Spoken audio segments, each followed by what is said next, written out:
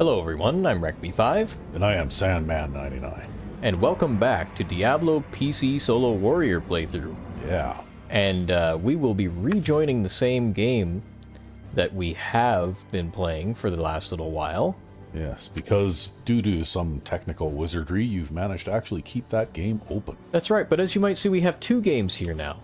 Right? We have this one, which is not one that I'm ready to have yet, but this rogue will eventually take over hosting this game. Oh. And just because I started grinding up a new rogue. And then this rogue is still here, still hosting this game. But I actually have some things to say about this. So this is our Nightmare game. We'll rejoin our Nightmare game, and we might have to try a couple times again, because Diablo network code.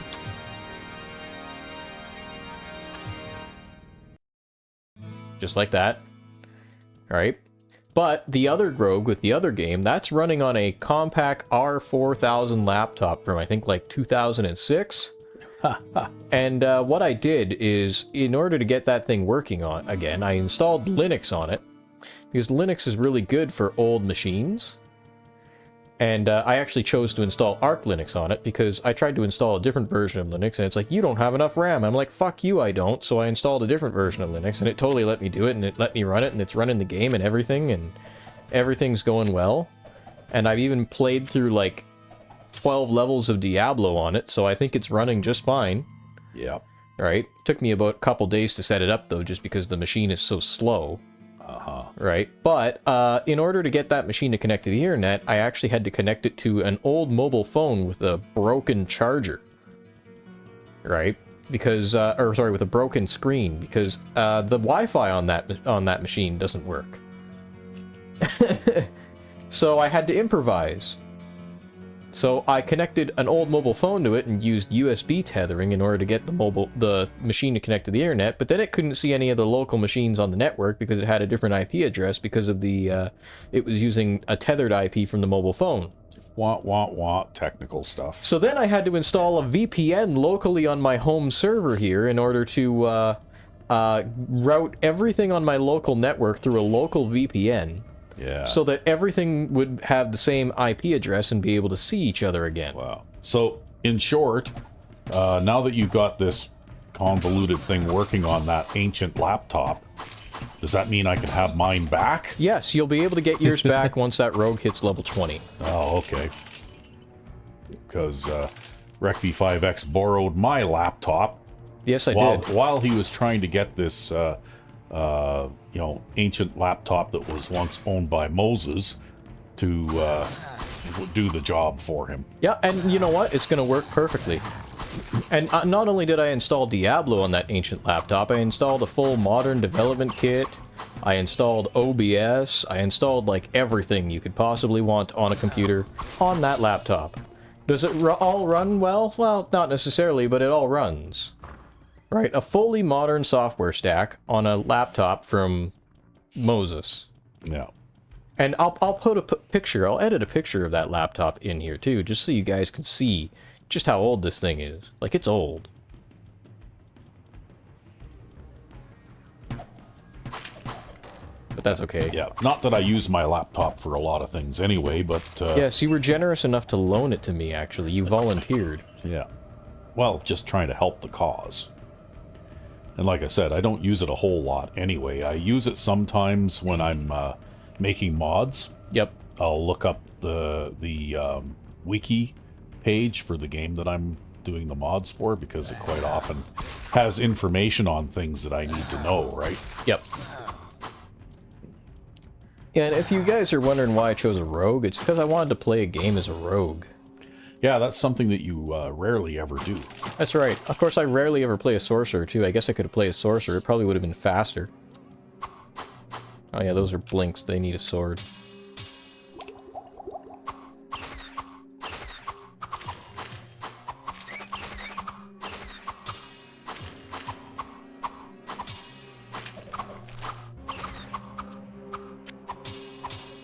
So we're still on Nightmare here, and that guy still can't hit us, because Nightmare. Nightmare hasn't kicked up in difficulty yet, and we got a relatively easy set of spawns here, so... Although, as you can see, we're at a point now where weapon effectiveness actually matters. I have to use the right weapon against the right opponent, or else I just don't do enough damage to kill them. And that's surprising, because I actually do a fairly healthy amount of damage. But when you're doing only 50% damage, that's why. And I see that there's a storm of arrows coming at you as well. Yep.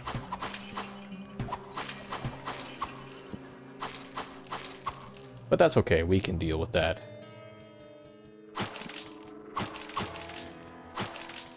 So yes, I'm super proud of the compact laptop situation. That is like my achievement for this year. Was getting that thing running.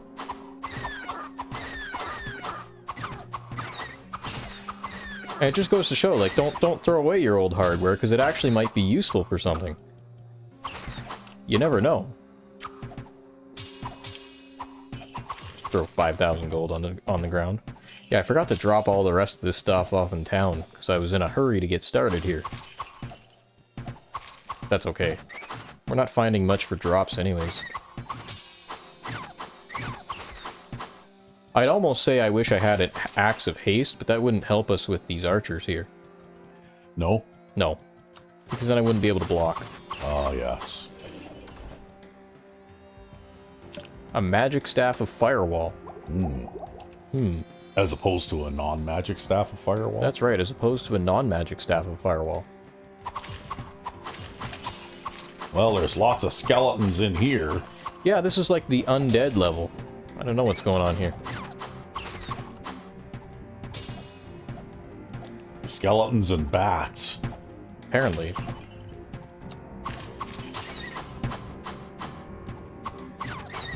I hate bats.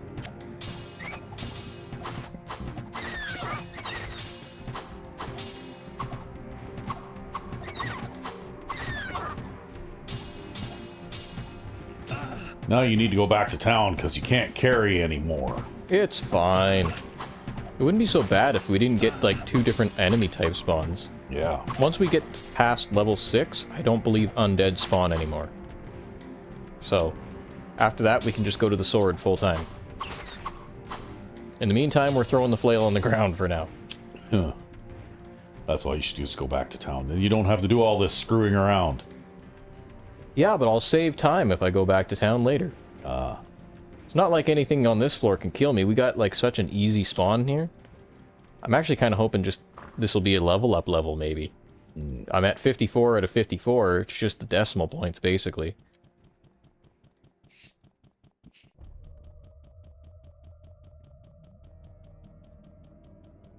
Scroll of phasing on the ground. I think I demoed that once already. These chests could still one-hit kill me, though. Too much baggage. Hey, buddy. Look how tough the bosses are now, though. Yeah, was that a boss? That was a boss. They are getting tougher.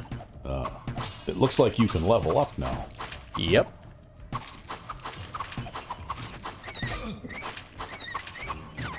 Oh, that is going to be from another boss pack.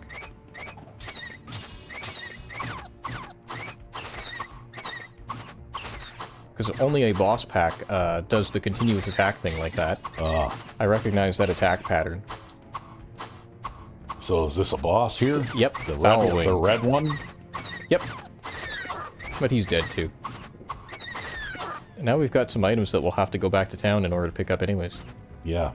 But I think I'll finish off this boss pack just to make the area safe first.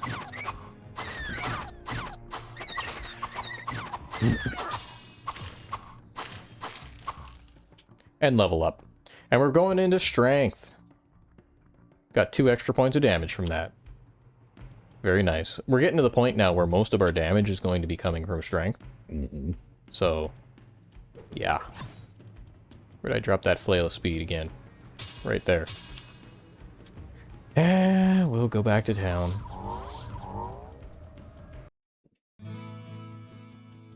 Oh, hey. I actually have a scroll town portal sitting there. I can't pick it up because I picked up that stupid mana potion. You've got all kinds of extra things here. All kinds of crap that I don't need. All kinds of crap that you don't need. Yeah, I'm gonna drop all this gold on the ground too. I think. Maybe I'll check the shops first and then I'll drop it all on the ground. Yeah, probably. Because you might have to come back and pick it all up again, too. Yep. But, yeah, I went and, picked up all my stuff just in case the game crashed, and it didn't crash. Fine Staff of Firewall. Bow puncturing. That Staff of Firewall might have an issues, so I might hang on to it. Just to be able to cast more firewalls. But I'm actually going to go over to Adria and see if she has, like, some books I can buy or something. A book of Annihilate Everything. That would be Firewall. Or Stone Curse. All of the other spells in the game that we know here, they're all totally worthless, except for maybe Mana Shield if we get really good mana, but... Firewall, Stone Curse, and Town Portal. Hey, wow, does she have the Merv pipe gun for sale? See this? She's starting to sell elixirs. I told you she would sell elixirs eventually. Yeah. So, she's selling elixirs now. We're gonna buy one. Okay. That's 5,000 gold down the drain for 1 point of strength. I sense a soul in search of answers. And she doesn't have any books, which is too bad. Oh, well. Yeah, but I'm gonna go and sell some of this other crap that I picked up. Namely, this random breastplate and this magic bow.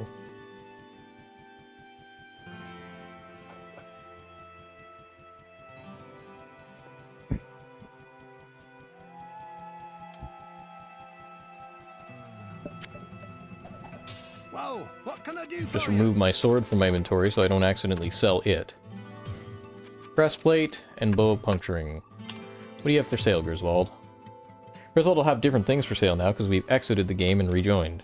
That's an AC 20 crown with fastest hit recovery. That's pretty good. Obsidian armor of sorcery.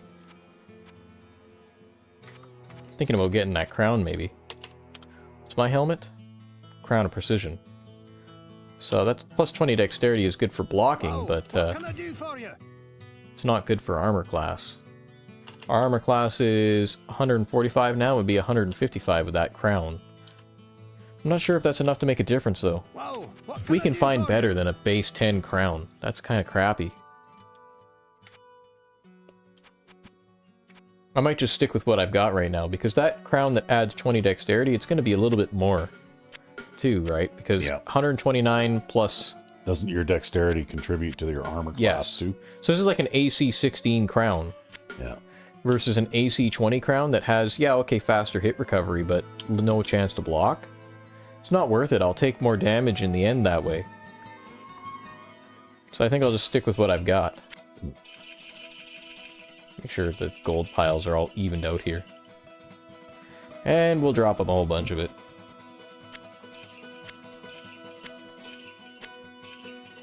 In the bank of Tristram, right? That's right.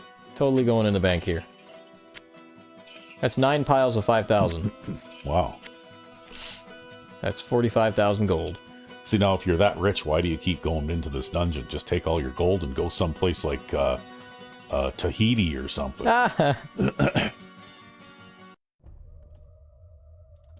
Pick up that broad axe. There was a quilted armor. I'll pick that up.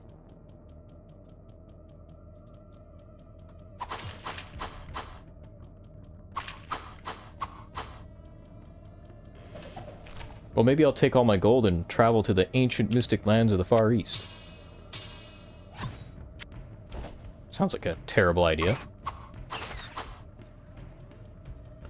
Hey, so long as there's lots of sun and drinks with little umbrellas in them, right?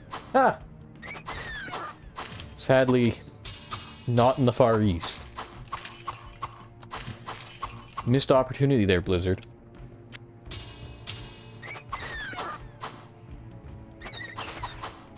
I guess that'd be Blizzard North. They don't exist anymore, sadly. When they fell out of existence, the Diablo series kind of went downhill. So that's what happened in the Diablo version that does not exist? That's right. Blizzard North didn't make it. In fact, they actually had a version of a Diablo 3 that was somewhat looked like Diablo 2 in the alpha screenshots that looked like it was mostly complete. But then it got cancelled, they got canned, liquidated, And then Diablo 3 was made by the other segment of Blizzard, the guys who made World of Warcraft, I think. So what was the deal then? Were they trying to make it more like an MMO or something? Kind of, actually. That's kind of how the game feels if you play Diablo 3. No, I've never played Yeah. it, but... That's kind of how it feels, and it's also always online all the time. There's a bunch of annoying things about it. Yeah, I just hated the game. And Yeah. I also felt that it was statistically brain dead, too, because they took away your ability to choose what attributes go up when you level up. Because the lead designer on that game decided that it would be too complicated for players. They couldn't choose their own attributes on level up because they wouldn't be able to handle it. Really? Yeah, he was a fucking retard, and he still works there, and I wish he would get fired. Well, he might not work there now. I haven't checked in a few years. Yeah. But he should get fired. He ruined my favorite gaming series. I'm never going to forgive him for that. That's why I don't talk about Diablo 3. Or Diablo 4, or Diablo anything else, including Diablo they made for mobile phones. There That was, so there dumb. was a 4 now? Yeah, there's a 4 now. So, I don't play those ones. I never will. Screw all that shit. Well, Not if you offered me $1 million.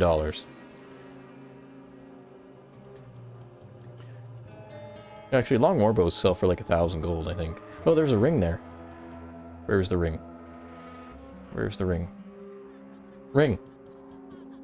It's probably crap because it dropped on dungeon level 5. We're on dungeon level 5.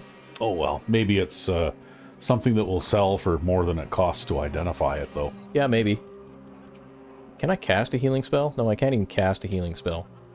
We're stuck. We're just gonna have to drink a healing potion if we don't want to get killed by traps. Oh well.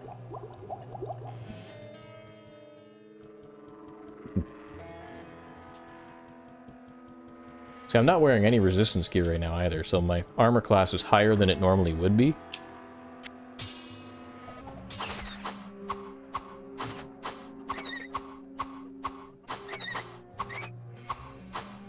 Hate fucking bats. I hate bats.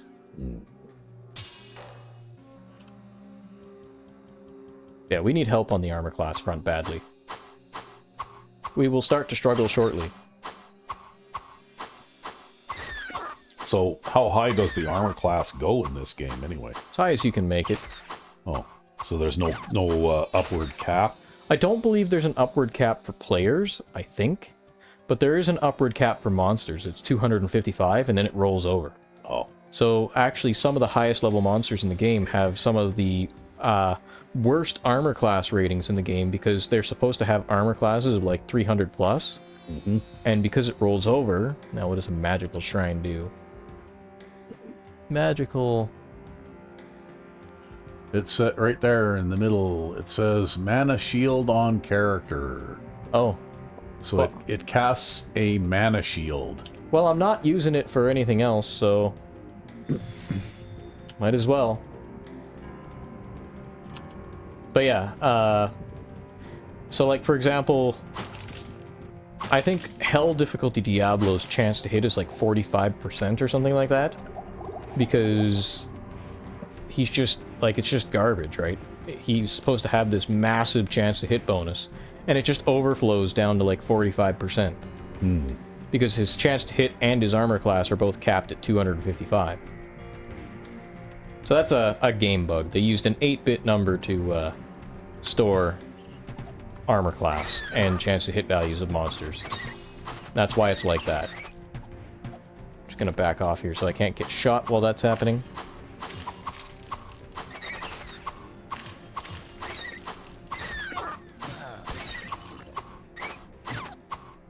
I hate blinks too, because blinks are the ones where you hit them and they teleport around you. Yeah. Yeah, I noticed that. Even though you're in the doorway, they're still getting behind you, right? That's right, they teleport directly behind you every time you stun them. Now And you it's need to- really annoying. Wow, you got no room again. Yeah, but it's fine, I'm getting lots of money.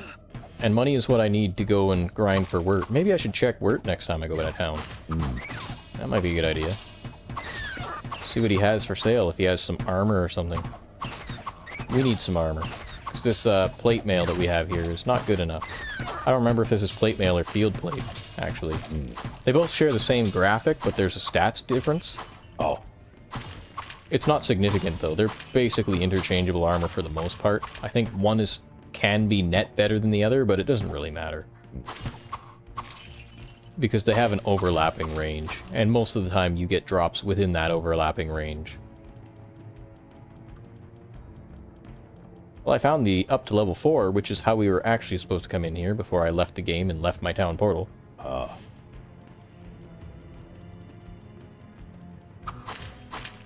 So we actually would have been starting the level from here, but it doesn't really matter. Okay, I'm going to switch to the mace here. Clear out this room faster. I love the attack rate on that mace, and speed is the fastest attack rate for a warrior. Haste is actually not relevant for one-handed weapons because his attack rate is already faster than normal. Oh, I found a scroll of healing too. But yeah, I don't know.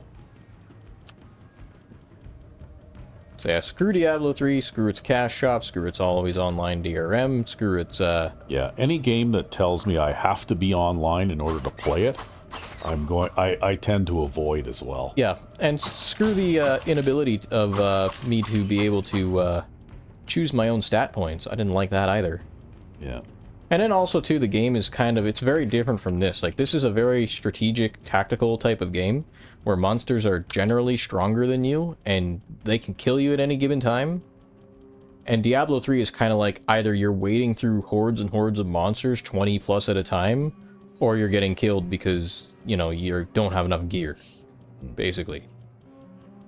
That's basically what it's like. And that trend kind of started in Diablo 2, but it wasn't really noticeable until Hell difficulty.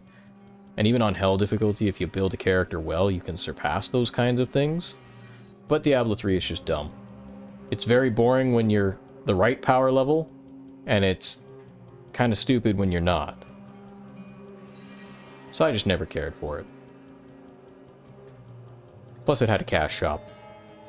Yeah, well, I can't say that I've ever played anything beyond the original Diablo, so... You might like Diablo 2. It's got some controversial differences, I suppose. I plan to do that game in the future. The original, not the remake. Because I own the original. I actually own 2 copies of the original, with 2 copies of the expansion pack. So it's just like, why would I rebuy the remake because it's in HD? Yeah. Hello, my friend. But I remember reading Stay a while and something listen. about a little bit of the stuff about the expansion pack, and thought some of the new character classes and that kind of thing sounded interesting, but it wasn't enough for me to actually Whoa, want what can I do to for you? go out and buy the game, right? Yeah. Especially because I watched the Sweater Vest Gamer play that game a little bit too. Okay. And it didn't really look to me like an improvement over the original. No, it's kind of just a different game. Yeah. It's really not, because the thing is like, that game is, it uses hex tiles instead of square tiles. Yeah. And because of that, you're always fighting at least 3 enemies at once in melee combat instead of 1. And so it makes the game a little bit less strategic, and having area effects becomes a little bit more important. But also because of the way the game balance works, having life stealing and mana stealing is also a lot more important. And so you end up doing a lot of that kind of thing. And the most popular class was obviously the mage, because the mage has shitloads and shitloads and shitloads of area effect spells, right? Wow, that is a garbage sword. Thanks, Word. Rob me of 50 gold. Well, you actually have to pay him to look at his Yeah, inventory. you actually have to pay him 50 gold just to look. But yeah, and so, you know, I don't know, but I actually play a paladin in that game, and I play him with a no mana build using sacrifice, so it basically plays like Diablo 1 for me. Just without the ability to cast spells, basically. Because characters are a lot more specialized in that game. So I have this armor that allows me to read books now. I don't think I have an armor that allows me to read books. So now I have an armor that allows me to read books. Let's go see Adria, see what she's got for books for sale. Because if we can get our Stone Curse and Firewall spells up in strength, then they'll cost a lot less mana, and we'll be able to use them more effectively. I sense a soul Oh look, an in elixir of search of dexterity. Too bad my answers. dexterity is maxed out. Huh. Okay. Yeah, she doesn't have anything I want. So I guess we'll just go down to the next level. Drop off this gold while I'm at it. Yeah, that ring ended up being a plus 30 mana ring, so that's not bad, actually. That could be usable. Okay. Yeah, I'll just drop the gold here. Whatever. I could have sold that mana shield scroll. Whatever. I'll use mana shield when I get down to the next level. It'll provide a small buffer towards my hit points.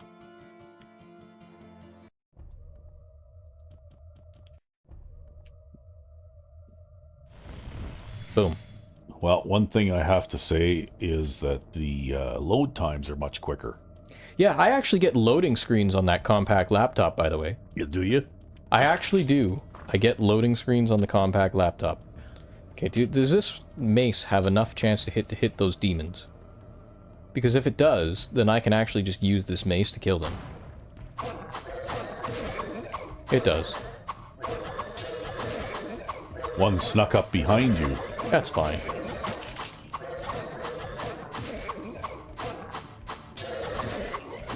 This will kill faster because it has the high attack speed. Oh. That's why I'm using it over the sword. It's not that it's a better weapon, it's a worse weapon.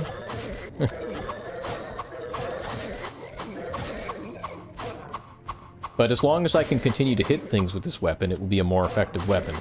Once we get to the point where 127% chance to hit is no longer enough, then I'll have to switch to the other sword. Or if we start encountering lots of beast and animal type enemies that are only weak to a sword, then I'll have to switch to a sword. But demon type enemies like this take equal damage from either weapon. So it doesn't matter what kind of weapon you use against them. Okay, so you can beat them to death then. That's right, you can beat demons to death. You can beat the devil out of it. And now you got a book. Yep, and it's totally worthless, but we're probably going to read it anyways.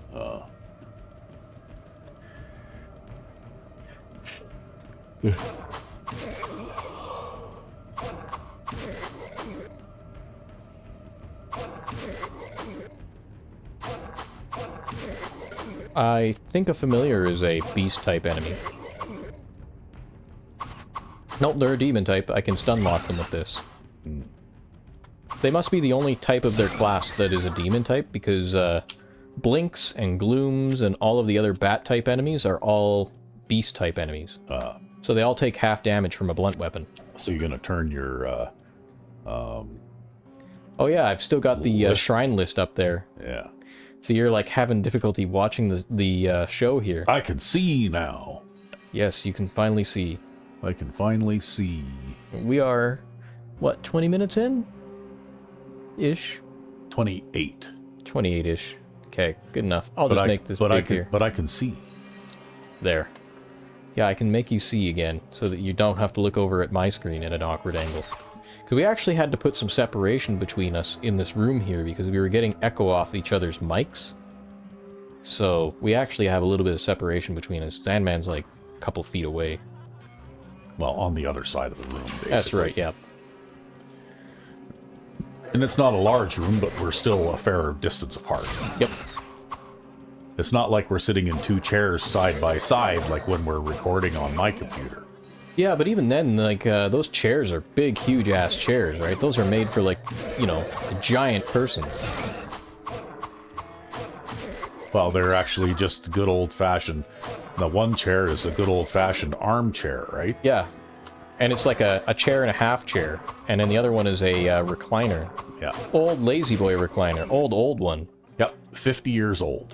Or more. They don't make stuff like that anymore. Yeah. But you know what? Back then, you got what you paid for. That poor old recliner is starting to show its age now, though. Yeah, well, you know what? It's lasted that long. Yep. It's pretty funny because it's cloth upholstered, and it's kind of a purple color, like a mauve purple color. Yeah, like a wine color almost. Yeah.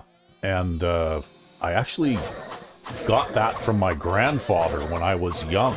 Oh, really?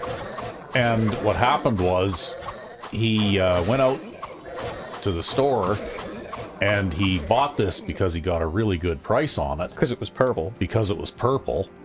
And when he brought it home, my grandmother wouldn't let him put it in the living room because it didn't match the drapes and the other furniture and the carpet and everything else, right? Because she had absolutely nothing that would go with the color purple, right? Yep. So it ended up in his basement for a couple of years. And then finally he decided that, you know, because I was young and I just moved out on my own and I didn't really have any good furniture and stuff. So yeah, that was a hand-me-down that I got from my grandfather. Very nice. Yeah. Staff of Firebolt there. That won't sell for much, though. See, we are getting to a point now where their chance to hit on me is going to become a bit of a concern. Yeah. So that's kind of why I'm taking these door strategies. I might be able to be more aggressive here, but I don't want to take the chance. And you see their hit point total is starting to go up now too, right? They're starting to have hit points like what we'd see in like level 12 caves on normal. So we will be encountering enemies that were as tough as we found in Hell in short order. Not that it matters, because I've built myself for damage here. Actually gonna fight them in the hallway here, 3 at a time. Because it's more efficient. I don't think chance to hit is that much, or their chance to hit is that much of an issue yet. They don't seem to be able to hit me.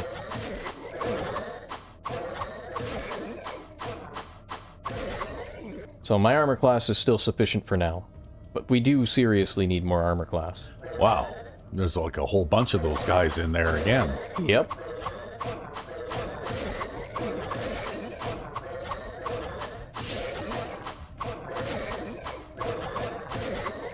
See, this game is 256 colors.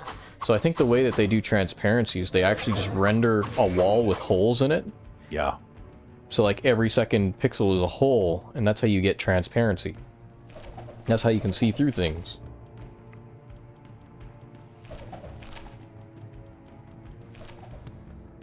Book of Firewall. That you can't read. Yeah, now I need to take a drink, because I'm starting to get a little hoarse here. And you can't carry anymore. I can carry plenty.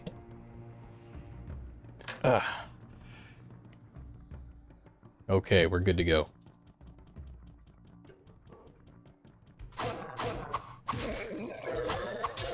Okay, these Fire Clan are another more dangerous. We got 3 types of goats on this level, all melee enemies. Yeah. You see how they can make me actually block now? Yep. They're a bit more dangerous, and I took a couple hits there because my mana went down. You see that? Yep. So, You gotta pawn some of that stuff. I'm fine. We can go onwards without pawning anything. So I bet you Night Clan, by the time we encounter the 4th type of goat, which we won't encounter on this level, it'll be dangerous enough that we can't fight like this anymore.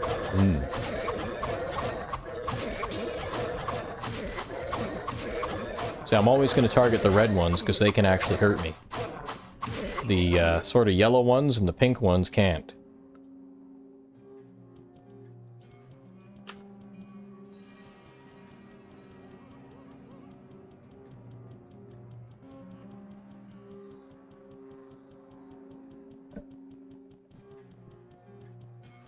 Oh, look, a mana potion. I can extend this mana shield a little while longer yet. 1 or 2 hits more.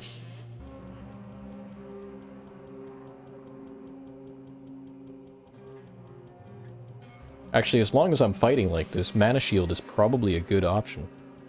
It's of limited use to a warrior, but I guess that's like 1 to 2 hits. I have like 1 to 2 hits of mana, basically. That's an extra 1 to 2 hits that I can tank. And you also take less damage when you have a mana shield up. I believe it's a 33% damage reduction at spell level 1. But then you want to keep the spell at level 1 because it actually gets less effective the more you level it up. What? Yep. That's a bug. Oh. They intended it to be the opposite way, but they screwed up the coding for it. Sounds to me like there's a fair number of bugs in this game. Oh yeah. I could duplicate items too and other things like that, but I'm not going to do that because that's cheating. Well, you need to go back to town now. Yeah, I need to go back to town. You lose your mana shield when you go back to town. That's right. You lose your mana shield when you go back to town. So you better go talk to Pepin then. I don't want to talk to Pepin. Why not? Because he's over there. Hello, my Yeah, I know, friend. but he'll heal Stay you. a while and listen. Okay. Absolutely none of that crap is worth anything. All crap. Whoa, what can I do for So we'll you? sell it. That was a Plate of the Eagle. That's crap. That was a Iron Flail. That's crap. That was a Azure Mace of the Leech. That's crap. And just like that, we got 20,000 gold again. Whoa, what can I do for you? Griswold stock hasn't changed. I don't know why I bothered checking it. Firewall. So we need to get our magic up. So we can do that by doing this. There, you can read the book now. Now you can read both books. And we're going to read both. Even though I could sell that Book of Lightning. Because Lightning is not a particularly useful spell for a warrior to know. Doesn't really matter. And I'm going to take this gold and just drop it over here. Well, no, I'll chuck Adria first, because Stone Curse books are 16,000 gold. Well, so you're hoping that she has a Stone Curse book? Yeah, because I want to get my Stone Curse cast down. It's 57 mana. I don't have 57 mana. I had to use mana boosting equipment in order to be able to cast it last time. Another Elixir Dexterity. She's got 2 staves this time, but nothing I want. Oh, I actually have a Scroll of Identify. I'll have to use that next time. Oh well. I have a Scroll of Healing. Got 2 Scrolls of Healing. So I suspect this level will be, again, another nice relaxing level, but then as soon as we get down to the next level, then things are going to get hard. Maybe you're just going to get all melee enemies all the time. For the rest of the game? Yeah. I mean, that would be nice. I wish, but I doubt it. Oh. Although there are some melee enemies that I would not like to encounter, like Blood Knights. Blood Knights are always terrible. Yeah, I found gnarled root in a barrel once. Really? Yeah, I just smashed a barrel and out came a unique club, spike club, and it was gnarled root. Wow.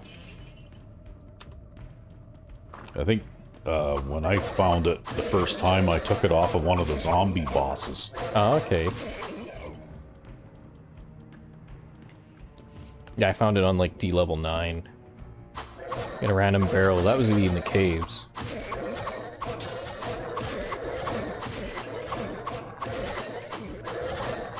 You see how fast we clear these guys out with the Mace of Speed, though, right? The Flail of Speed. Yep. Also, that Crown of Dexterity I have boosts my chance to hit, too, so you can't ignore that. And that's an Elixir of Vitality. We're going to get extra hit points from that. So now we have 2 extra hit points. Now we have 250 hit points. Yay. Which isn't a lot for a warrior. But we build ourselves purely for damage because the best defense is a good offense. As opposed to a strategy you'd follow in, say, Skyrim, where every level up you go for health, right? That's right. It's because when you hit things, when I hit something and I stun it, it can't attack me back. It can't do anything. Yeah. So I can just swing at this doorway all day long. Yeah. One thing that I see here that I did not see in the PlayStation game is that those bat things actually had a lot more detail. Oh yeah. Everything is a lot more detailed in this game. You know, when you zoom in close, then you know, like I can recognize the shapes, but on the PlayStation version, they're just shapes, right? Yep. They're not fine. They don't have the kind of definition. I don't want to say this is high-res definition, but it's definitely higher resolution definition than the PlayStation game is. It is SVGA, man. Super VGA. Yeah. SVGA 480p graphics. That was high definition at one time, folks. Yeah. And I guess, you know, the thing about resolutions, too, is graphics will look good for the resolution that they are designed for, right? So all of the game graphics in this game are designed for 480p, and so they look good at 480p, right? Yeah. But if you have a game that's designed for 240p, all the graphics will look good at 240p, right? Eerie, I think that's a good one. I think that's a dexterity shrine. Eerie. Gotta scroll over because I have that zoomed in at an odd angle. So we can't actually read that. Let me just resize the shrine list here. It's a problem that you guys can't see on camera, but that's okay. Eerie. Plus 2 to magic. Oh, good. So it's not useless to us. Well, and even better, it's not harmful. Oh, and it'll help me read books. Knowledge and wisdom at the cost of self, which is actually a misnomer because, you know how I told you that there are shrines that permanently take away mana? Yeah. There were supposed to be shrines that permanently take away hit points and give you mana. And that was supposed to be one of them, but they patched them out at the last minute. Oh. They forgot to patch out the ones that took away your mana. So you have no way to recycle that back and forth and rebalance your character.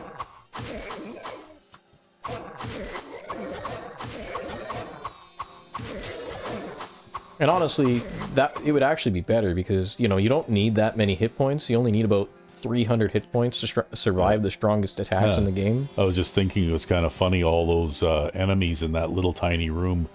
Until you open the door, they're standing in there packed shoulder to shoulder like sardines. Yep. And shifting around and trying to get enough room. And one of them says to the other one, "Hey, you're standing on my foot, get off." And yeah, I've always thought, like, you know, maybe they're sitting there playing cards or something. I don't fucking know. I don't know if there was enough room for them to play cards in that room. They have a little tiny folding table and all these little folding chairs, and they're like roided out to shit, and they're sitting in these folding chairs, right? Yeah. Playing poker. Yeah. Yeah. Whereas these bat-type enemies, if you look closely at them, they're actually kind of like little flying imps, right? Yeah. That's a detail you don't really get to see in the PlayStation version.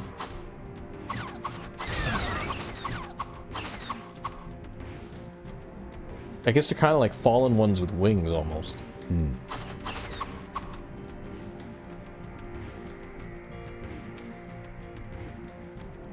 I also like the ability to reset the map like that. Yeah. In order to reset the map on the PlayStation version, you actually have to move it back.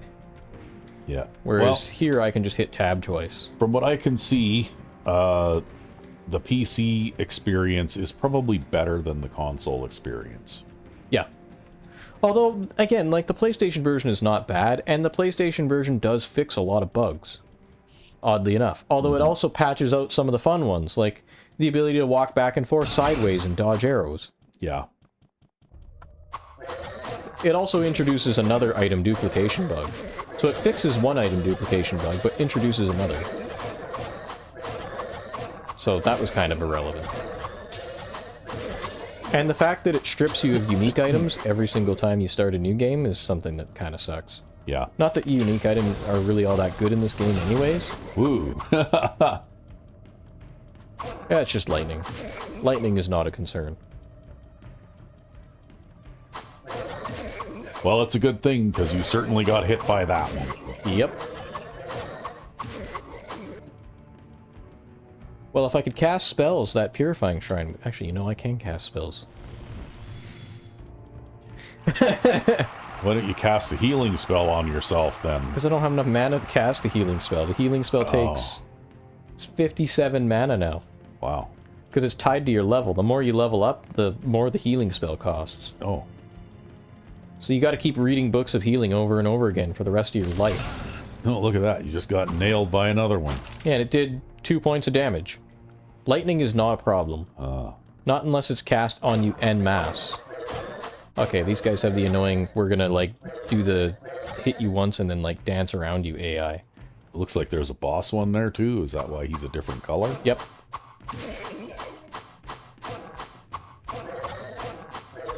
Oh, look, one snuck around behind you there. Couple probably are.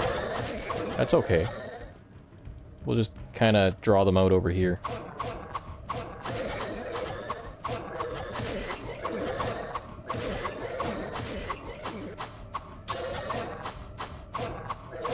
They're harder to hit because of the boss. Their boss pack. Uh-huh. So they actually have higher stats. Oh. We're actually going to stand in the doorway here and take them on 3 at once, because then they can't circle around me. And I can just swing at them. That one, the boss there looks like he's carrying some kind of a staff or something. Nope, just a mace. Morningstar. Oh. It's a Morningstar.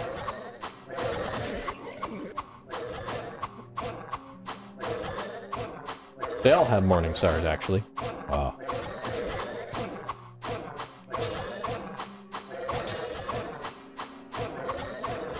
I'm targeting the boss, though, because he's the greatest threat, because he can probably hurt me pretty well if these guys can hit my shield.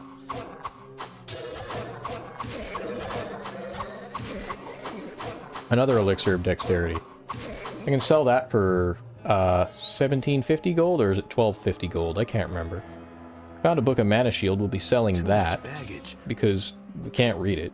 Oh, why not? Because it will make my mana shield less effective. Oh. Sword of craftsmanship. Another magic sword. Do we have another scroll of identify? No, we don't. And what was that? Where was that elixir of dexterity? There it is.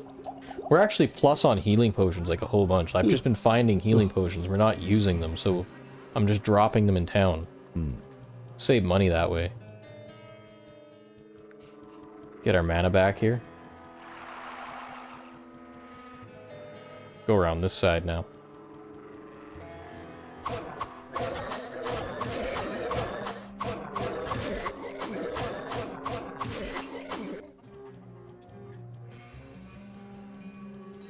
Yeah, I'd say the thing that makes the PC version truly superior is the multiplayer experience, and not because you can play it online either, but more because I think I completed this level anyway, so I'm just going to cast a portal back.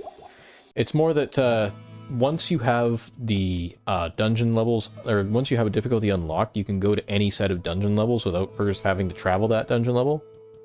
So like, for example, this is nightmare difficulty. Not that it would be advisable right now, but if I wanted to just skip through the whole game and play through hell, You could go there. I could just go there. Yeah. And that makes... Talk to Pepin while you walk by there. What ails you, Fine. my friend? And that makes grinding for items a lot easier, especially when you're having equipment problems. Like we will probably have. Well, what can I do Okay, for we you? gotta sell some stuff. Axe of Zest, that can go. Sword of Craftsmanship, that can go. Random Full Helm, I don't know why we picked that up. Sword of Accuracy, that can go. And then we'll sell that Book of Mana Shield to Adria. What can I do for you? I'm tempted to just start buying stuff off of Griswold to cycle his shop, like this vicious bow.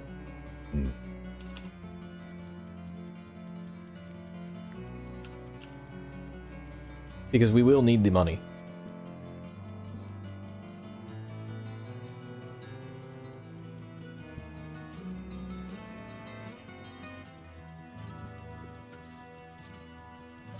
Because we're going to need like 206. We need another 100 armor class somehow. Wow. In search of answers. That's a lot of armor. Mm-hmm.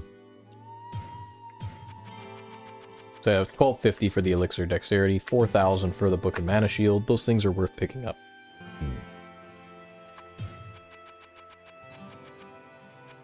Oh, Elixir of Magic. We'll buy that. Flame Wave and Guardian. Those aren't useful. Speaking of which, you guys hear me tapping up and down on the cursor keys. You can actually hit page up and page down to go through these menus faster.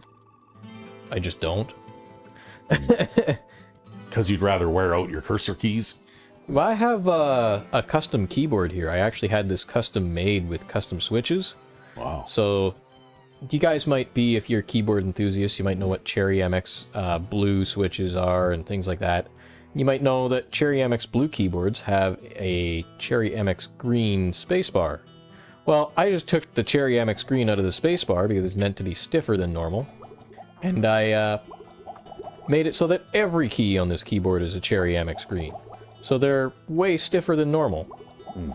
I like it like that, because then I don't accidentally press keys. And that, to me, the accuracy of key presses is more important than the potential speed, because as somebody who used to play competitive fighting games, I already hit keys and buttons and everything else like super hard anyways. So the amount of added pressure that it takes to press a button is not something that really bothers me, because I just slam the shit out of the button.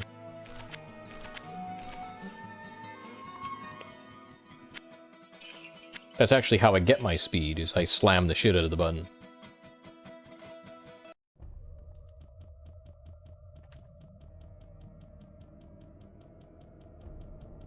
Plus it gives me something more durable too, right? If the keys are stiffer, they're probably going to last longer. Yeah.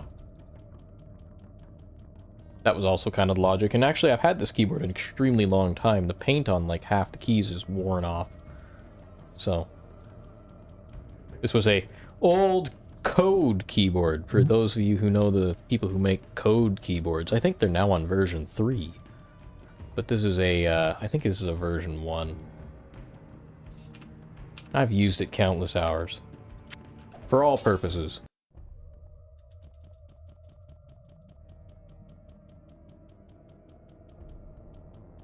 Actually, it might be on version more than 1 now. Found a scroll of mana shield. You know what that means. Or sorry, found a mana potion. You know what that means. We're going to cast our mana shield. Yup. There's another potion of mana. So we can have a almost full bar of mana.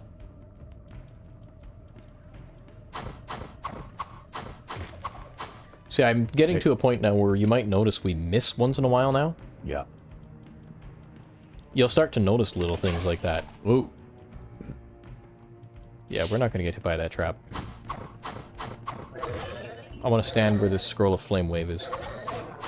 Only 2 enemies can attack me here at once because there's that chest there. Not that those guys are a threat.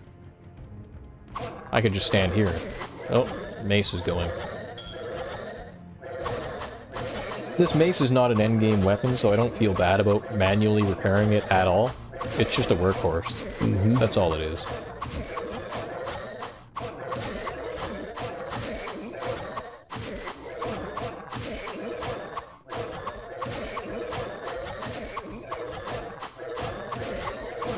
What are we doing on experience anyways? 63 out of 71. You got a ways to go yet. Yeah. But at least we're starting to get to a point where we're getting more experience and leveling up faster, right? Hopefully we don't have to grind in order to get to hell difficulty. I hope we'll hit level 30 before hell.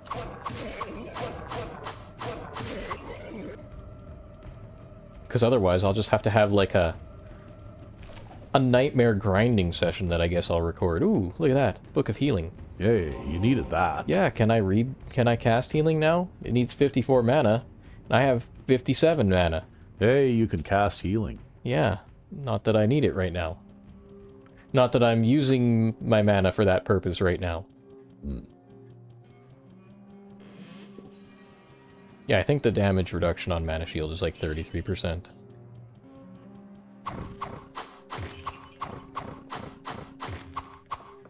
But yeah, I think rogues get benefit from Firewall and Stone Curse as well, but they get it in a different way from warriors, right? Like the utility of spells is slightly different than practically applied to them.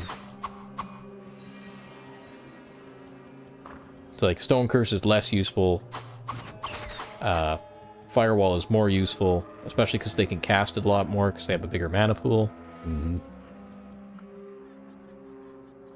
I guess if we start to struggle to hit things, I can always Stone Curse everything, right? Yeah. Especially if I get my magic score high enough. But that's also why we don't increase anything except strength, because we can buy elixirs for magic. And our vitality is irrelevant. So what is your maximum magic ability anyway? 50. 50 and we're at 14, technically.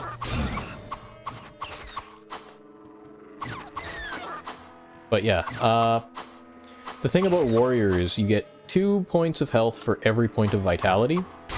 So at 100 vitality, that's, you start with 25, so that would be an extra 150 hit points for 75 points of added vitality. That's actually not a lot. on Hell difficulty, that's like 2 or 3 hits that you can take. Because enemies just hit so hard. And actually, for certain enemies, that might only be 1 or 2 hits.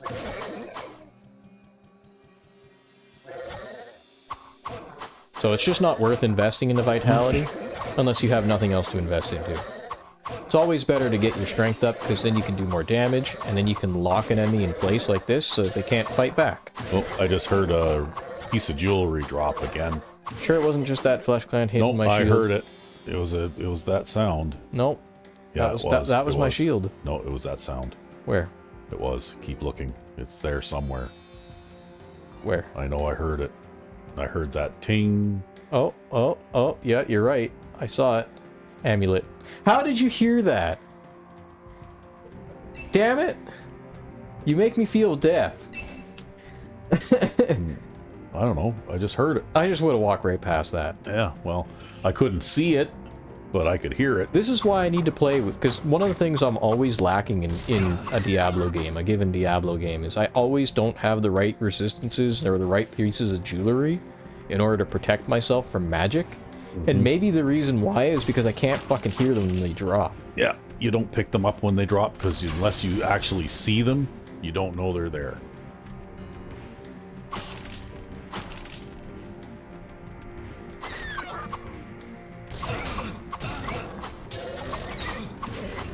Oh, you got gargoyles now, too. Yep. We're gonna back up a little bit, though. Because our mana shield's about to expire.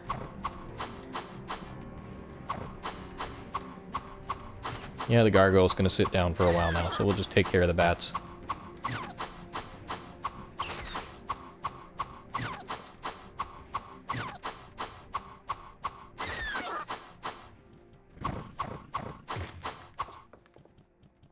Do we have a mana potion? No. Oh well.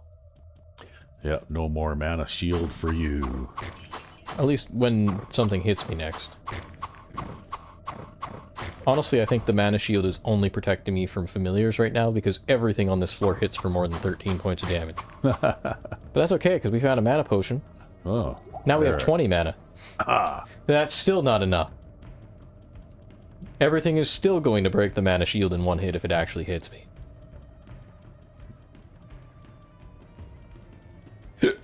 Ooh. Now this is a staircase area, so no enemies spawn here. Because enemies don't spawn within a certain number of tiles of a staircase unless they're in a separate room.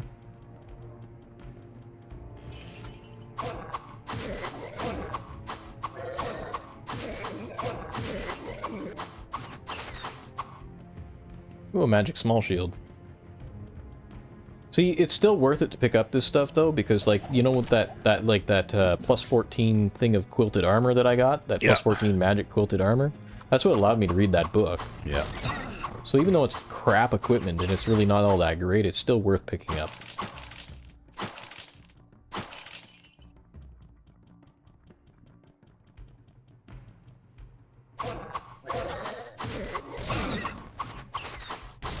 Yeah, the familiar is basically we, the game developers, are going to try to force you to drink healing potions, enemy. Because we're going to try to wear you down with an attack that you cannot avoid. Because the attack that they use is an area effect. It hits the tile right in front of them. So if they're actually attacking the tile and it has like a 100% chance to hit... See that? Look at that. That you dodged that lightning sideways bolt. walk. They can't hit me while I'm walking sideways. You dodged the lightning bolt, yeah.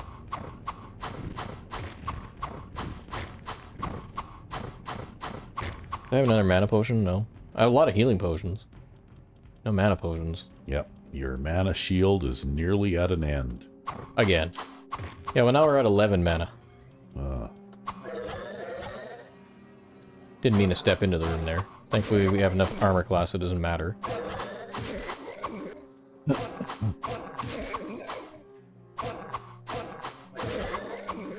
I wasn't expecting an easy catacombs like this. I was expecting it to be harder.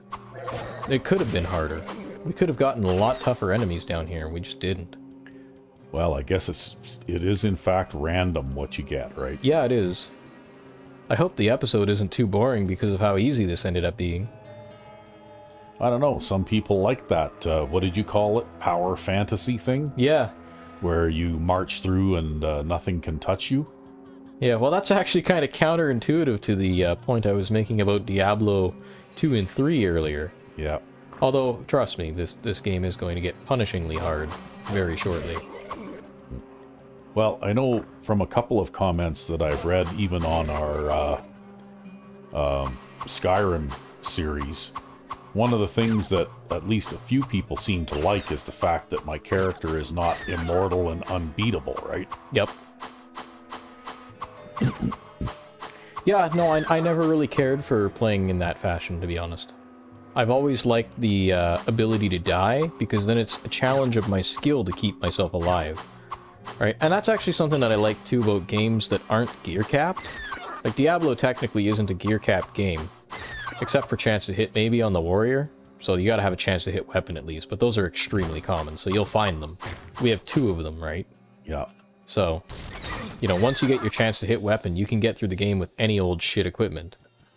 It's just, depending on how bad your equipment is, you have to adapt or abandon certain strategies and fight in a particular way. Well, I find without some kind of danger, It's boring. the game is boring then, right? Like, why am I playing it? Because if it's already a foregone conclusion, you know, what's the point, right? Yeah, exactly. So I take it you're clearing this ring hallway out around that room first. I always do.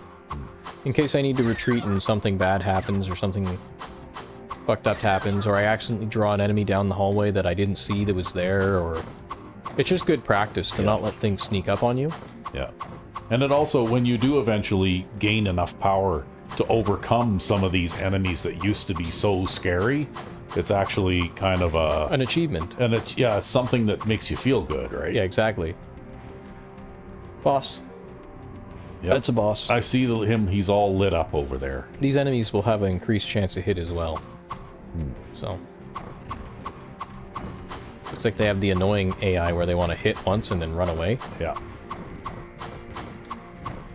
Oh, there's your boss guy. He's right in there in your face. Yeah, if enough of these guys surround me too, they will eventually hit my shield.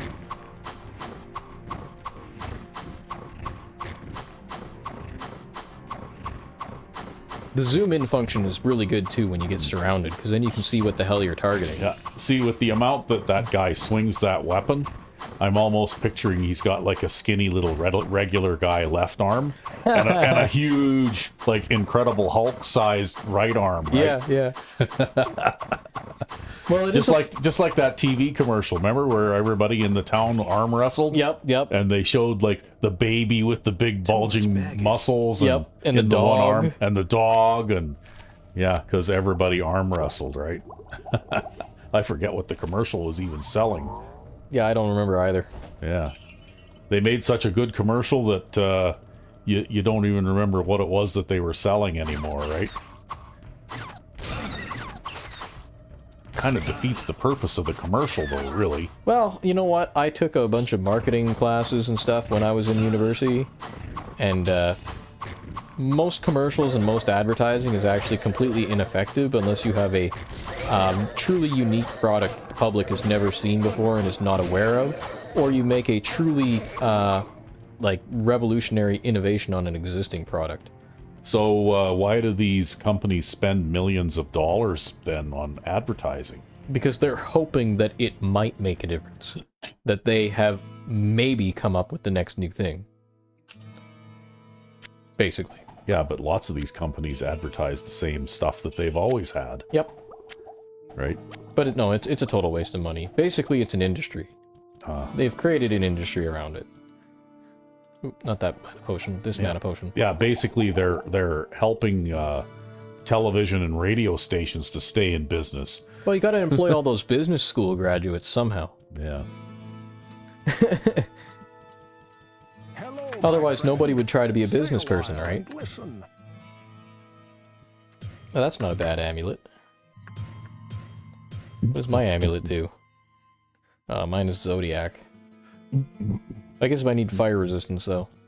It is what it is. Well, what can I do for you? Because it's funny, but the humorous part of that ad is what I remember. I don't even remember the product that they were selling, right? Yep.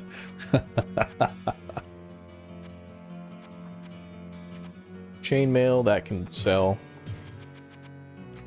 What else would I... Valiant armor. Shield of Zest. And that's a new amulet. Plus 30 hit points. That'll actually reduce my hit points slightly if I equip it, because it's not as good, but it has fire resistance on it, and that was something that we were lacking last time. So I'm going to hold on to it anyways. And we'll pick up 5,000 gold and go check Adria. Yeah, actually, to tell you the truth, the ads that I remember the best were the annoying ones. You know, like that guy that would get on there for the brick outhouse and yell at you for, you know, 45 seconds or however long that spot was. You know, like he was all wound up and super excited and yelling at the top of his lungs all the time. And they also, like the TV networks, of course, turn the volume on all the ads up a couple of decibels too, right? Which I think they're legally technically not allowed to do, but they do it anyways. Yeah, because you could be sitting there watching a movie or something and it's 3 o'clock in the morning, so you got the volume set so that you're not going to disturb anybody else in the house, and then suddenly this ad comes on and just about knocks you out of your seat, right? Yep. It's supposed to wow you. Wow, what a good product. Well, no, I think they're just trying to wake you up so that you'll notice that, you know, the brick outhouse has beds on sale or something, so you're going to drop everything and rush right out at 3 o'clock in the morning to go buy one, right? Ah. I mean, it's kind of like a distinction thing, so like if it sounds different, then it catches your attention and draws your attention to it because it's louder. Yeah. So, like, that is also a technique. But yeah, I don't know, we learned all kinds of stuff, and honestly, it is all bullshit. And even, like, you know, the textbooks I read and everything else kind of admitted, without saying that it was bullshit, that it was bullshit. Oh. Yeah, it makes me wonder why these companies keep paying these TV networks then. Like, why would a company pay, like, $1 million for 30 seconds during the Super Bowl or something like that? I mean, right? they probably math it out, and it's probably like if we get like a 0.1% increase in sales from this advertising, then it will make up for the cost of the advertising kind of thing. But it's an economies of scale thing, probably. Yeah. Right. If the company is big enough, if the corporation is big enough, and they make an advertisement for a product that is really kind of meh, but like, you know, say you're in a country like the United States with like 350 million people, and like 1 million people see that ad, and like 500,000 of them are like, wow, I've got to buy that product. Yeah. Yeah, I suppose that's why, you know, like a television show that gets 1 million viewers or 2 million viewers is successful, right? Yeah. Well, even think about it, like, you know, if you have a product that's $10 and 100,000 people buy it, that's $1 million. Mm-hmm. And that's like not even a large city. That's a very small city, right?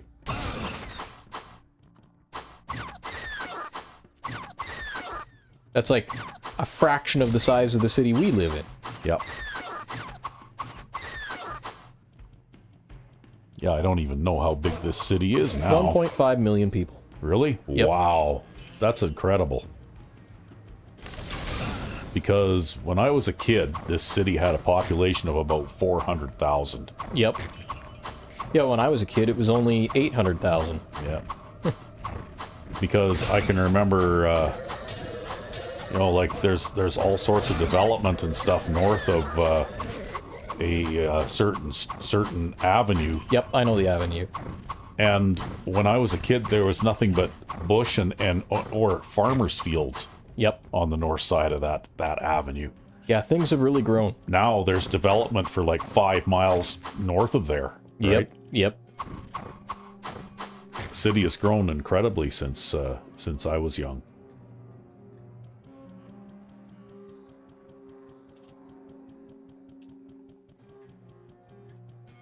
Well, it's only going to grow more now. Yep.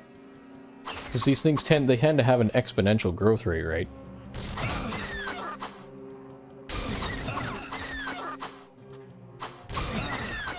Well, and as a rule, lots of people tend to get more people move into the province of Alberta than what leave too, right? That's right, yeah. Because the economy is good here.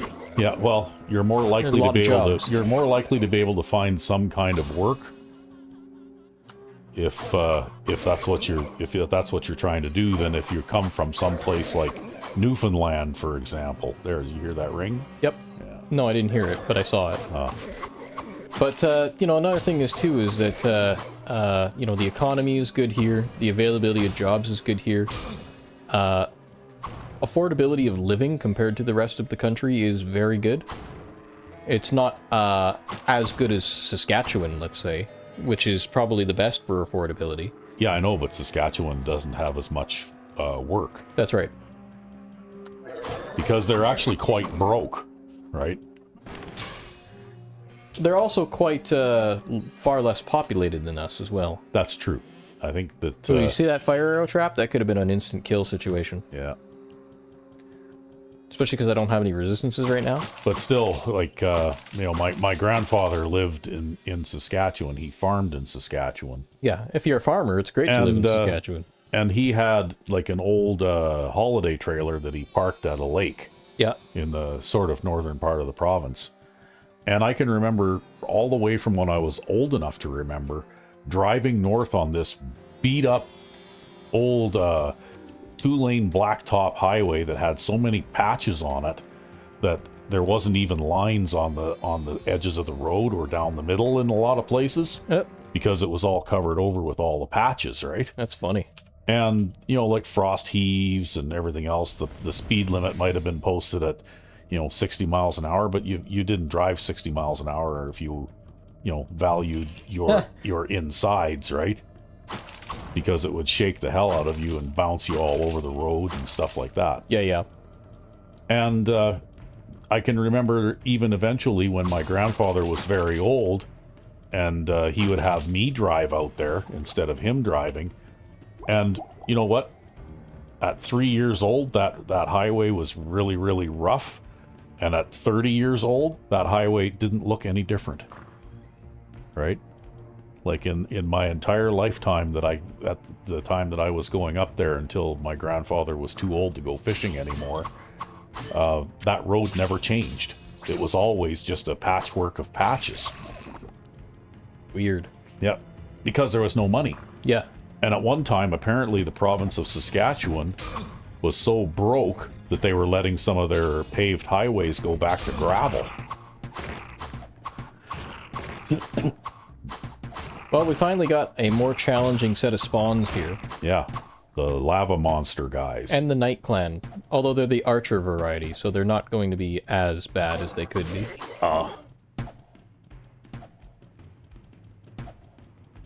They're still going to be annoying. Did you start another level while I was chatting here? Or? I actually started another level while you were chatting there. Oh. We're on level 8. This will be the last level we complete this session.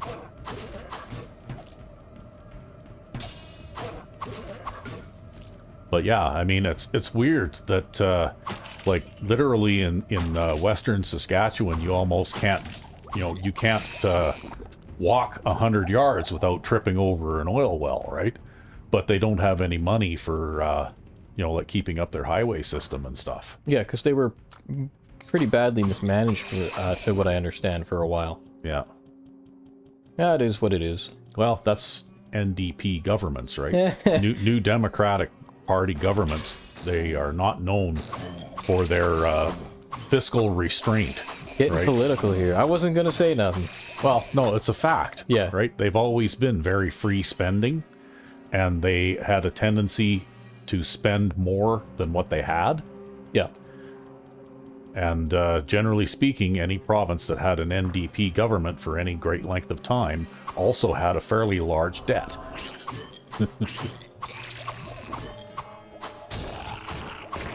I think even Alberta, for one term, we had an NDP government, and I think we went from, you know, like, being fairly well off to having a bit of debt, too, in one term.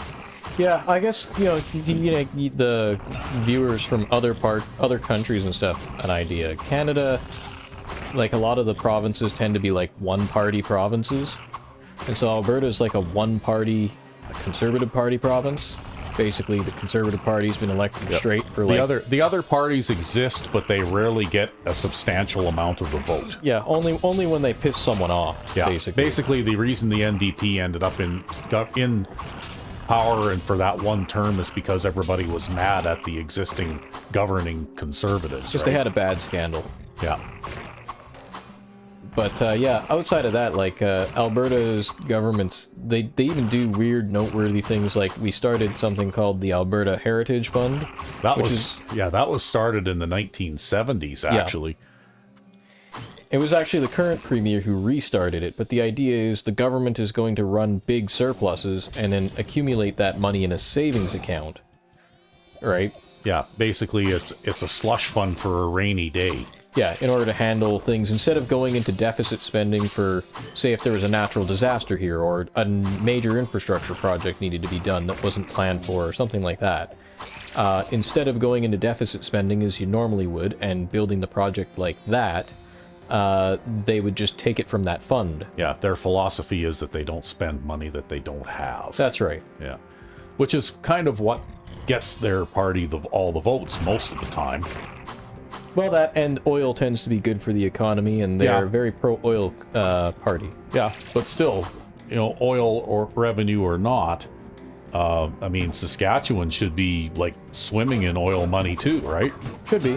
But they had a substantial period of government where the government consistently spent more money than they made, right? Yep. And that's why they're, you know, not as wealthy and well off as Alberta is to this day.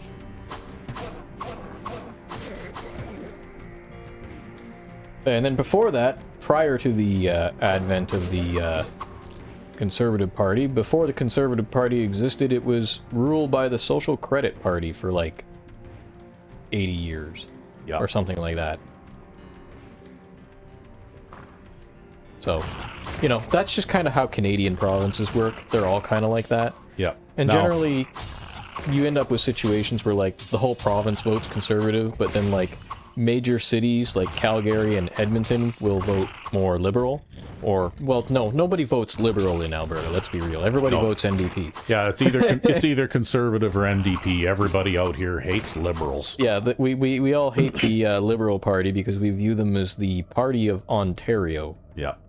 And that they don't really have Western interests in mind. That's a phenomenon that you learn about in school if you study political science called Western alienation. What shrine religious? It's green, but I can't really make it out because it's so small. I'm gonna lean a little closer here. Ooh. Restores durability to all items. Really? Wow. Yeah, that's what it says. Right on. Well, I guess we'll switch over to OBS again so you can see again there. And I'm sure I can make use of that. I've got some stuff that's damaged. Time cannot diminish the power of steel. You were right. Yeah. That also means the stuff I'm going to sell and random crap I picked up well, is fully repaired. But yeah, and actually, oddly enough, at least for, I don't know about provincial, but for federal politics, Ontario does tend to flip-flop once in a while. Yeah. You know, like they don't stay liberal all the time.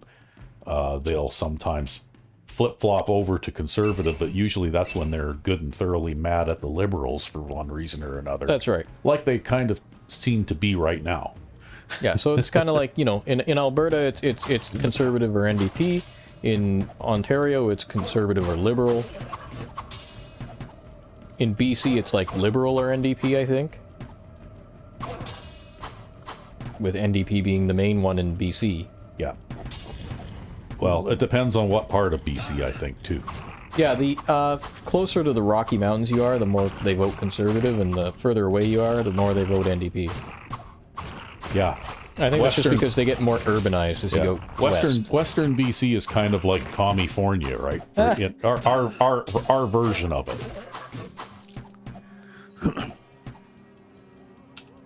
Okay, well, I need to go back to town. Yeah. I can't carry all this crap.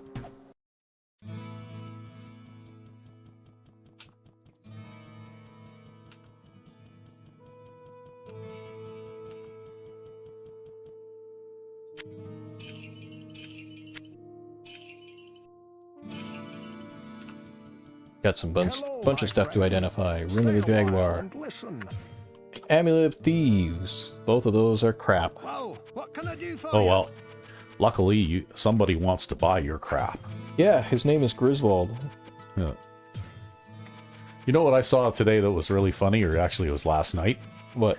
I sort of browsed through the Nexus mods for Skyrim and Fallout 4 every now and then.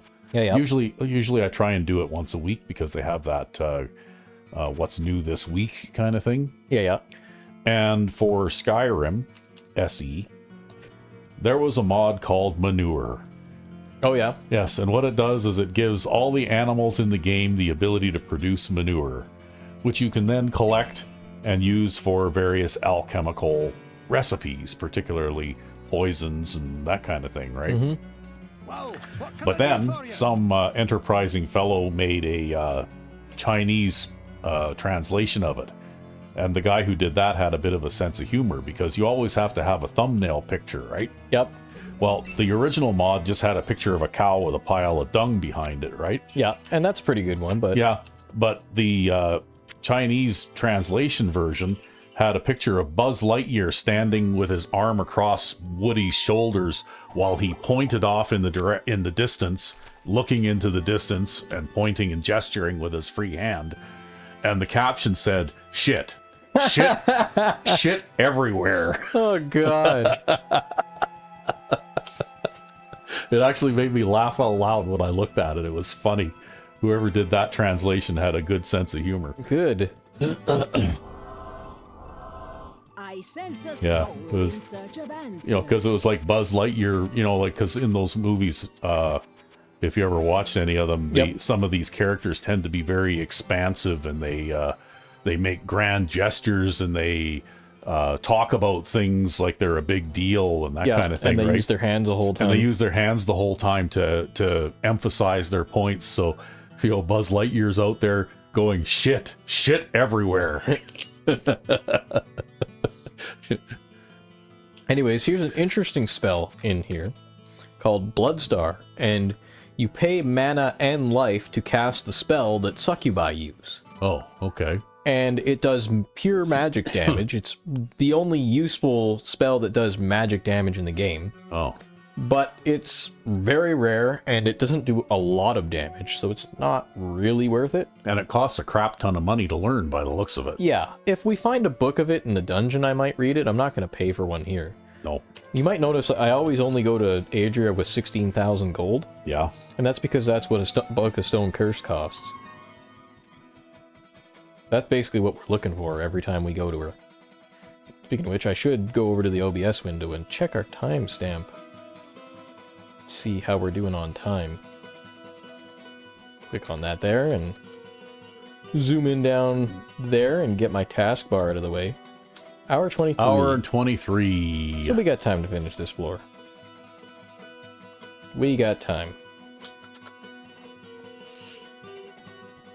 I have no idea if that's centered because I can't actually see the monitor It's properly. close. It's close enough. I'm gonna sell this book of Flash because Flash is a useless spell, and it will sell for a lot because it's a higher level spell. Do we know Flash? No, we do not. Yeah, we don't. We don't, and we are not learning it either. I sense The a thing soul about Flash in is if it search of wasn't bugged, it would be answers. useful, but it's bugged. So it does like full damage at certain angles and no damage at certain other angles. And there's a diagram that you can look up in Jarlf's Guide Oh. that shows you what angles it's useful at and what angles it's not. But and I think it might even be related to the fire arrow bug and the lightning arrow bug too. But because it occurs on a spell that you're trying to use in melee and not randomly on a ranged weapon, it's not so good. Uh-huh. Anyways, now that we've cleared out all of the undead enemies, we're probably not going to need this flail anymore. Okay. I think I've been using the sword for a while now. So I'm going to pick up some of these mana potions and use my mana shield, though. Pick up some of these healing potions, too, I guess. Yeah, we don't need healing potions. We'll be fine. We'll be fine. We'll end up coming back to town because we're full. As long as you make sure you got a town portal scroll. Yeah, I've got 2. I've been finding them. Yeah, actually. Then life is good. Yes. Life is good. Life is always good. Okay, now I can drink that and that. That's good enough. That's close enough to a full pool of mana that I don't have to feel bad. And that will protect me from these guys' arrows a little bit. Yep. Because they try to run away. That's right. But if they stand in a corner, then I can just get them. Yep, they can't run away from you then. Where was that chest? I thought there was a chest here. There's nowhere left to run. Guess I must have missed it. Maybe you were imagining things. Could have been imagining things. Yeah, these lava guys, they do fire damage. Oh. And that was a fire arrow that I just blocked. Thankfully I did block it. Wow, look at you. Your mana shield is disappearing in a hurry. Yep, that's the power of magic damage. The acid is magic damage. Oh. And the fire guys do fire damage. Uh-huh. So, you know, I don't have any magic resistance right now. It's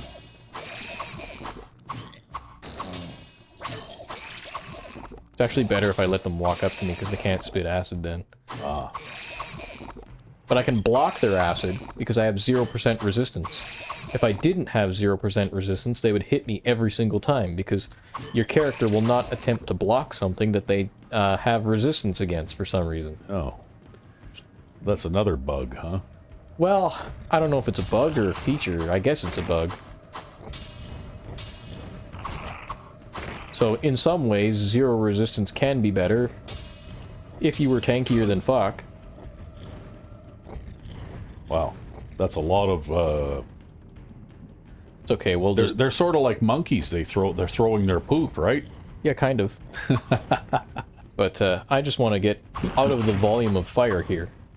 Because I might be able to block 1 or 2, but I'm not going to be able to block all of them.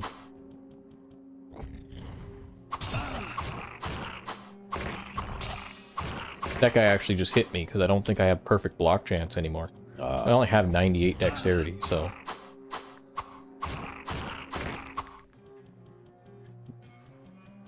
But we got to use all those useless mana potions, which aren't good for anything else. Wow. I guess no more mana shield for you. No more mana shield for me, but there's an elixir of vitality there. Which will give us another 2 hit points. Yay. So now we have 254 hit points. And that was a bow of some kind. No, it's just a longbow. It's not relevant. We don't have any healing scrolls. We have exactly 0 mana. Oh, look, a healing potion. Oh, look, another fire arrow trap trying to instantly kill me. Rejuvenation potion, we'll just drink that. Get a little bit of our mana back. Maybe we'll see mana shield again this level. We find another mana potion, I'll be able to cast it again and have, like, no mana left to protect myself.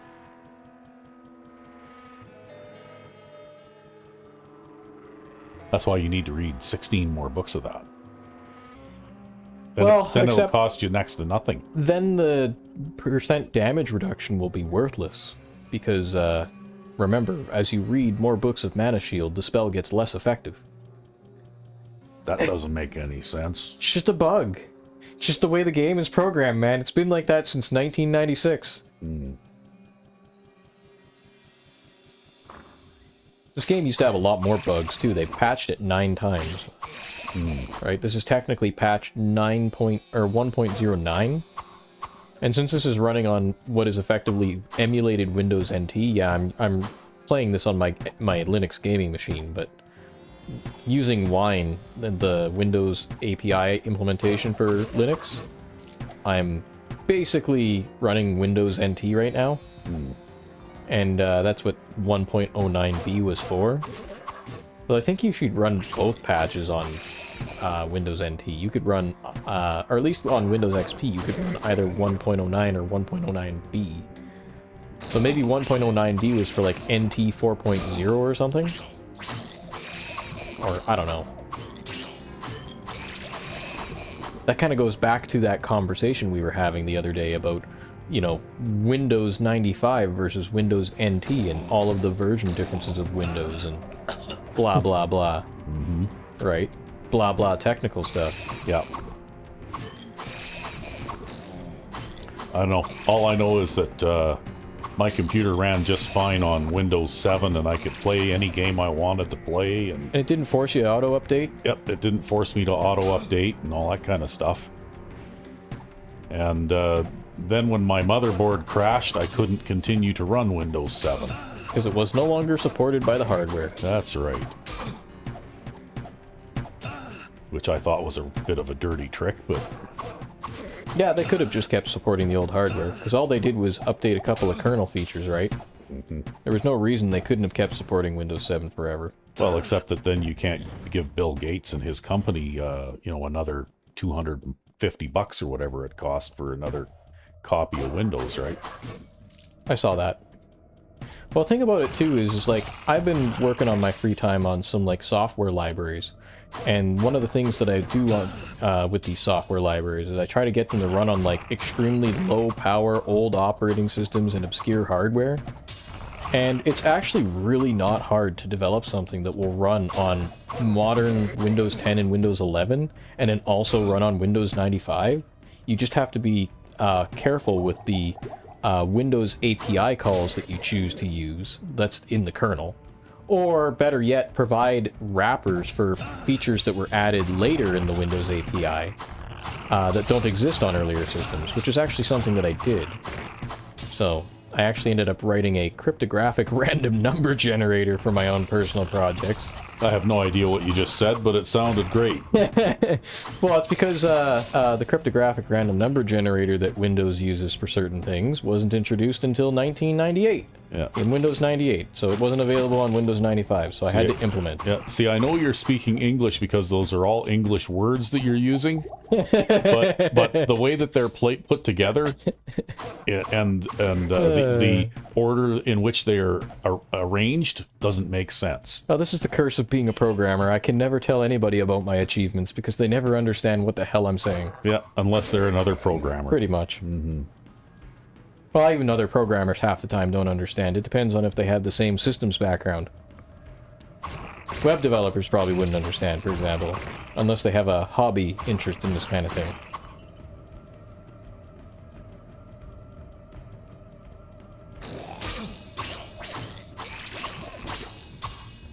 Look at how high their chance to hit is.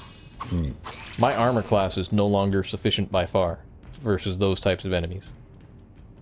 Okay, we're gonna run away. We're actually gonna let them spill out of the room there because there's a doorway nearby. We're going to get to that doorway. Or we'll string them out around this corner. That works too. They're not tough to kill, but they're very, very tilted towards offense. Mm-hmm. And so they have very high chance to hit, and they do a lot of damage, and they have this nasty magic attack. They have 200 hit points now. Yeah. So now we're encountering enemies that were as tough as dungeon level 16 hell. And now you can see that our equipment actually really is inadequate because we're only halfway through the game. And yeah, okay, this is only one enemy. But every enemy is going to be twice as tough as this as we push forward.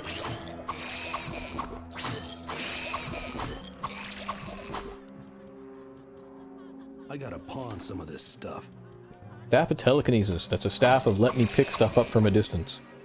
Basically. It also does knockback, and it might do a tiny amount of damage to enemies. I don't know. I could, no, I don't have a high enough magic rating to even equip it to tell you. You need 33 magic for telekinesis. I only have 32 right now.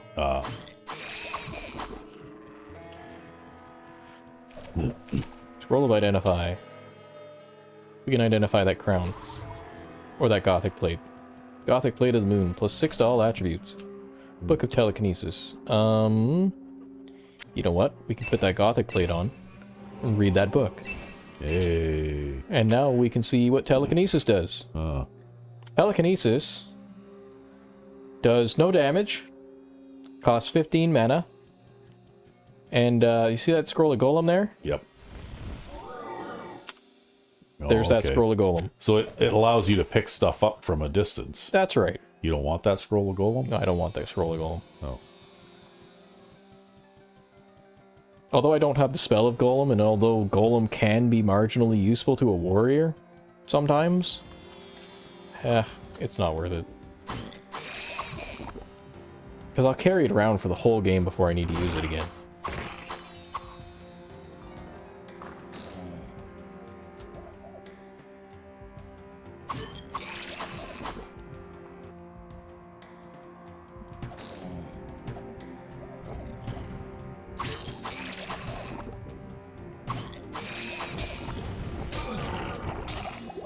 Actually, we didn't even knock that guy back. So I actually hit him with the telekinesis spell, but didn't knock him back.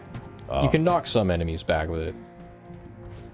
Or maybe my spell level sucks, or maybe it actually has a chance to hit. And warrior chance to hit, your chance to hit with spells is, I think, roughly equivalent to your magic ability, or it's very closely tied to your magic stat. So that's why anything that isn't Stone Curse or an area effect spell like Firewall is completely useless to a warrior.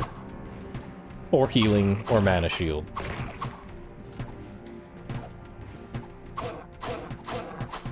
Oop, I should have kept swinging at that guy. I thought he was dead. I stopped swinging early. Oh well. Oh, that was the guy. Yeah. Lucky me.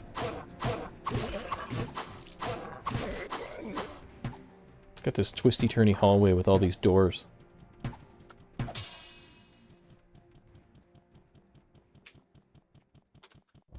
No, he's running away. I know, and he keeps trying to pursue me, and I just, like, had the click lock on there. So I clicked him and locked onto him, and then my character was trying to walk in at him, and then as soon as he broke eye contact with me, he tried walking towards me again. And we ended up doing this song and dance, going back and forth behind the wall. While I was trying to drink that mana potion, and not paying attention to any of it.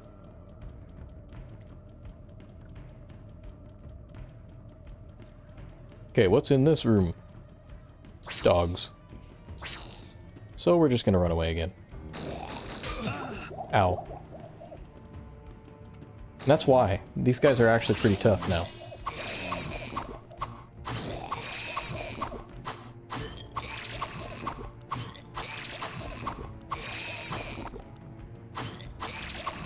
Oh, look, another elixir of dexterity. That you can't use now. That I can't use, yep. It's still worth maxing out your dexterity, though, because you've seen the amount of damage that I've deflected by blocking. Yeah. So, you know, yeah, you lose the utility of the elixirs of dexterity, but I'd rather just not be able to get hit.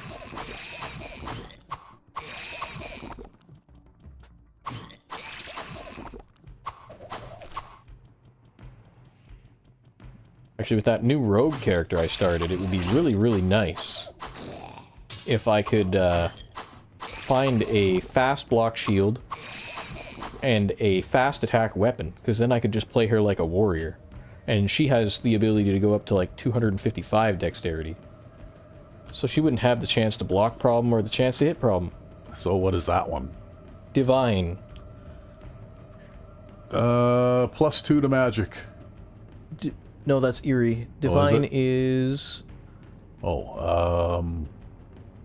Restores mana and life, gives 2 Potions. potions. Okay, we'll hit that one. Drink and be refreshed. Ooh, full rejuvenation potions. Yeah. Excellent. We can't pick up that other one. We gotta go back to town again. You ought to turn your list off again, too. Yeah, I gotta turn the list off again, too. There we go.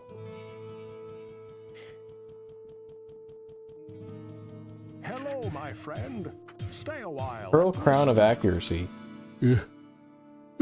That would be better than our crown, but it's 2 AC less and 5 dexterity less. Might still be worth holding on to, though, because we're still short and hard up on magic resist equipment.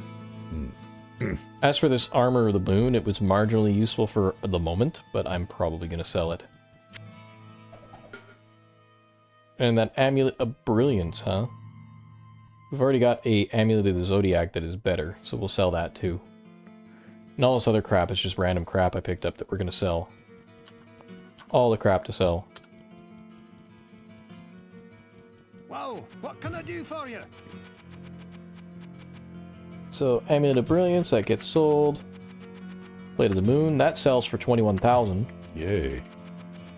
Long Warbow, Long Battle Bow, Short Battle Bow.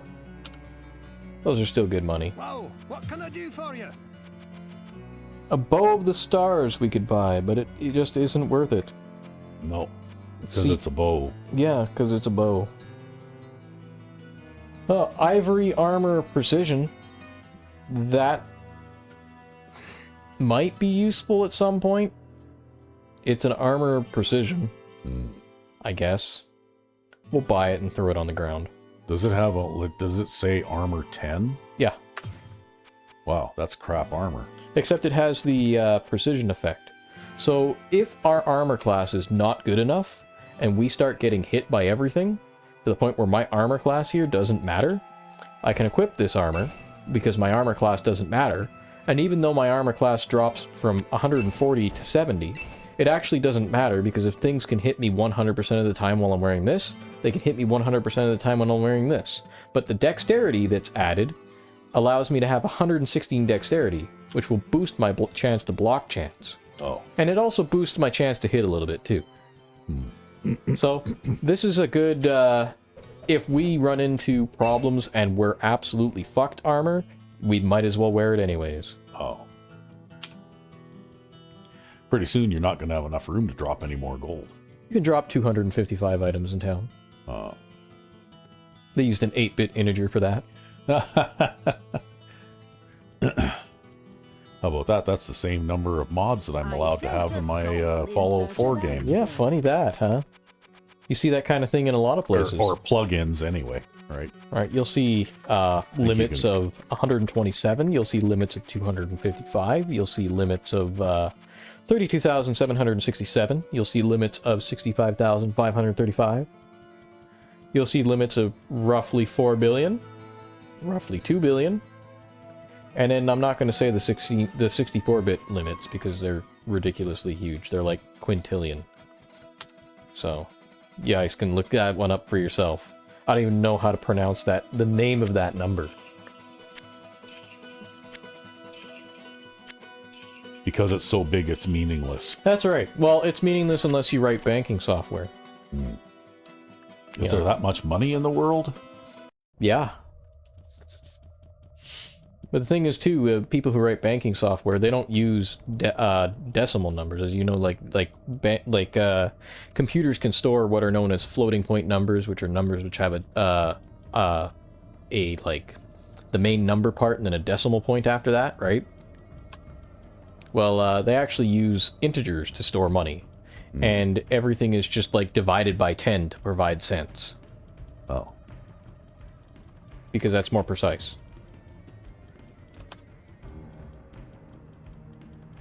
And then you don't lose money, because the thing about floating point arithmetic is it's all on approximation, and it's lossy. So while it's fast and good enough for most things, and it can represent an absolutely huge range of values, if you do things, many operations over time, and then say, like, you do x equals 1, and then x times whatever a million times, and then get x back to 1 somehow, and then try to do does x equal 1, it probably won't equal 1, because it will probably be like 0.9999999 or 1.0000001, which doesn't equal 1. And so you end up with subtle bugs like that with floating point arithmetic. So what do you got here? Do you finish this level? Yes, we've actually finished this level, and then I rambled on about more computer stuff. Yeah. So yeah, that's it. I think we're gonna... I guess it's what, the caves next or something? That's right, it's the caves next. I should actually just go back to town and call it an episode here. I wasn't paying attention. I thought we still had level to go. Well, obviously not. Yeah, obviously not. We're about episode length anyways, so. Yeah. Until next time. I'm Sandman99. And I'm RecB5. Have a good one.